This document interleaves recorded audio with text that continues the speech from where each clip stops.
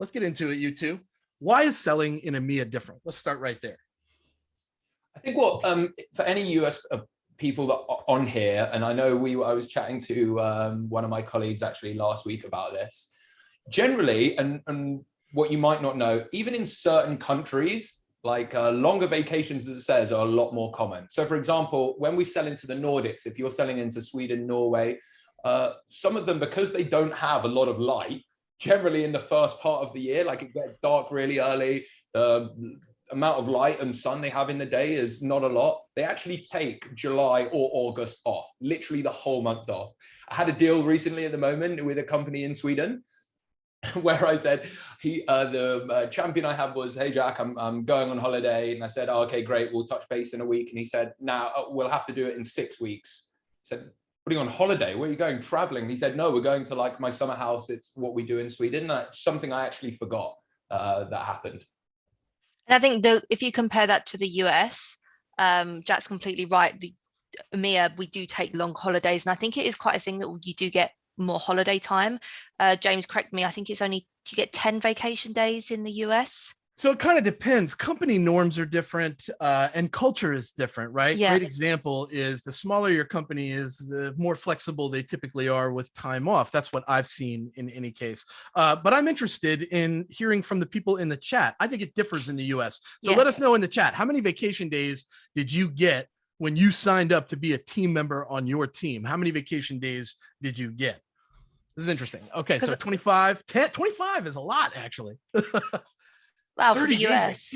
Oh, because I think with the US, it's from what I think, they have slightly less holiday, so they're not going to use it all in the summer. They'd rather use some of it in Thanksgiving, maybe over Christmas and whatnot. Whereas with EMEA, you'd rather, like, especially in the UK, the weather's not great here. So if we're going away in the summer, we're going to book 3 weeks off solidly and go somewhere that's going to be hot.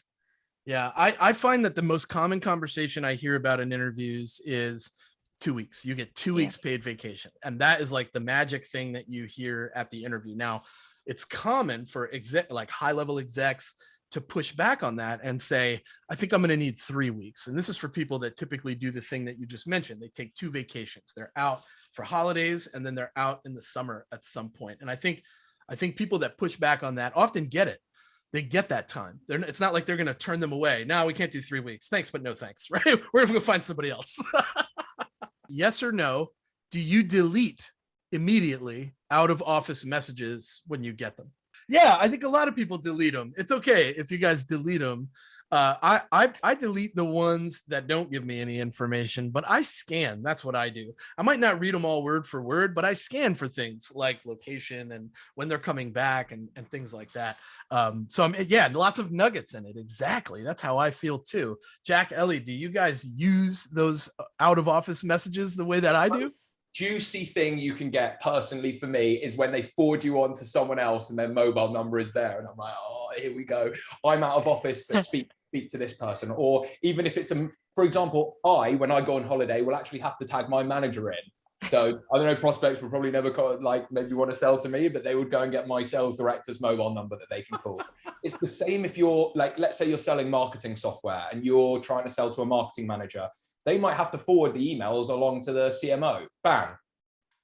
Give them a cold call, email them, send them a vidyard, whatever. And something that we touched on when we chatted yesterday was the date that they're returning and kind of having that in your calendar, but not messaging them on that date. Because if you come in then, oh my God, you're going to be at the bottom of that list. Yeah. Yeah, so we talked about that yesterday, and I think a lot of, especially new sellers, make this mistake. And this applies across the board. Like, yes, it's especially true for EMEA because of the extended time that they take on vacations typically. But even in the US, this is a problem. Salespeople will set that task for the day that out of office says that they'll be back. The problem is that they weren't a priority to begin with. And then to go in and expect this person to come back, sit down, scan through hundreds, possibly thousands of emails, depending on their role, you can imagine that you're probably pretty far down on that priority list. So you're not going to be that email that they see and go, oh, snap, I am totally on that. That's so important to me. No, it is not. It is not important to them. They will get there when they get there. So I feel like, I don't know what you guys' practice is. You probably have more time, but I do about 3 days in the US for time for them to catch up. Is it longer in EMEA because of the extended time? So what I tend to do is I will use LinkedIn to just drop them a voice note being like, hey, I know you're back. Your inbox probably crazy busy. I'll drop you a message in a couple of days. I normally leave it like 3 days. What do you think, Jack? I would do 2. I think 2's enough. I think 1 day to clear their emails back. Maybe you could do something in the afternoon.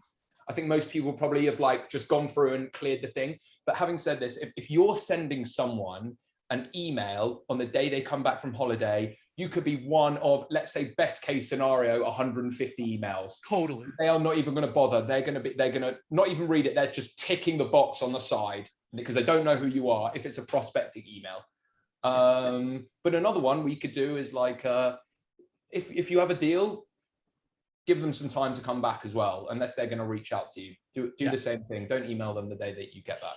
Yeah, I know your flight landed at X time. Yeah. Not email me. Flight landed at 4. This needs to be signed by 4:30. So for all the things that we're talking about that we could do, I want to tell you something that's happened to me in the past that you shouldn't do. And I don't really care where you are in the world. This is bad form. Don't barrage your people with messages on multiple channels in a small window of time, asking them to get something done. I don't want to be on the beach hanging out in Miami with my family and my WhatsApp is pinging, and then I get Slack messages from people internally, and then I get emails, and then I get pinged on social, and then before I know it, you're calling me and I don't answer, and you leave a message, James, I really need this. If we are out there begging, it doesn't bode well for the value that we bring, and we lose credibility with our prospect if we don't have the level of patience needed to get deals over the finish line. And that is part of the proactive approach when it comes to your pipeline drying up. Both of you agreed that your pipeline dries up at this time of year when you sell into EMEA. So what is your strategic action that people can take when that happens? I think something that I would do is use the summer to be like researching your account mapping, speaking with people that are still at the company that necessarily aren't kind of doing your research, so that you're still being proactive, but you're not just actively doing the deal, so that when in September, October, after the summer, when everybody's back, you're armed for the conversation. Yeah, that's good. You got to arm yourself. Be ready for that conversation. Jack, any particular strategies around this that you use? I think that's why companies have weighted quarters, right? You need to have like a reasonably solid pipeline going into, like, you need to have relatively done quite well in Q1, because Q2 and Q3 will just be a bit slower. I think we'll talk about things that you can do during the summer months on the next slide when you have deals in play, to try and continue to build momentum throughout those. Yeah. And then the final thing is to maybe focus more on your US deals during that time, because if you know that they're not going to be on holiday and they're going to close, this is obviously if you are a globe, you can sell across the pond, but yeah, that should help as well, because you know they're not going to be on holiday. All right, so we got some questions here. What are the big mistakes that most companies make when they try to enter the EMEA market? What are the biggest mistakes people make? I think they try to was that me? Oh, I just raised my hand accidentally. That was an accident. Sorry. It's all right. Raise your hand. You can answer a question. It's fine. Sorry. I think it's that they don't necessarily. EMEA isn't a country. That's something that I think people really need to bear in mind. EMEA is lots of different countries, lots of different cultures, lots of different languages, and the way of doing work is very different across the whole continent. And I think that is, I hear all the time, it's like, oh, I'm coming to Europe. I'm like, well, where in Europe? They're like, I don't know. I'm like, well, I mean, it's a very big place. So yeah, I think that's something to keep in mind. I just did a quick search. It includes over 100 countries, and they collectively speak more than 2,000 languages. That's pretty amazing. Yeah. And there is large nuances to even how you should be emailing like someone in the UK versus someone in Germany. So for example, if you're emailing someone in Germany, the email needs to start dear surname or dear last name. In the UK, you can get rid of, you would get away with hey James, hi James. Yeah. But in Germany, it's different.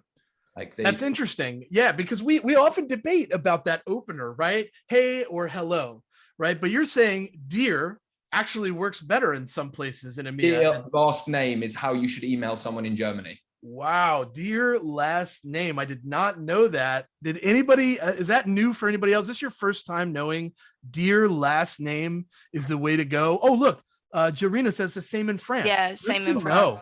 I never knew that. I did not know that. Yeah, good question. And it's something that actually Ellie touched on earlier. Like if you're not seeing a lot of success, set yourself up for success by looking at the accounts that you have in your CRM, mapping them out like pretty regimentally, maybe like proper 50 of your tier ones. What are your diamond accounts? Your 50 tier twos, 50 tier threes, maybe you have even more accounts than that, and strategically find the stakeholders that you want to target, map out the messaging that you want to have. Maybe you partner with SDRs. So as an account executive, you want to do some coaching on that, and make sure coming into the end of August, September, you're rolling in your cadences or sequences and you're booking meetings in. Generally, buyers around September and October will be thinking about next year, and you will stand out from the crowd in your messaging if you're starting to strategically look at next financial year at that point. Hey, it's now after summer, like what is going to be your focus on next year? How many people are you going to be hiring? All of these different things. And as well, what you could also touch on is what's happened in the last year, for example, because like Jack's completely right. Towards the end of the year, leaders do start thinking about budgets for next year. But also the other thing to remember is if they have a budget and they haven't spent it, they need to spend their budget so that they get the same amount of budget next year. Do people know that? So like if they've got 100 grand, they have to spend 100 grand to get 100 grand later. By reaching out in like afterwards and be ready, you don't know if they've gone, oh, we've actually got a little bit surplus, let's just stick it on this.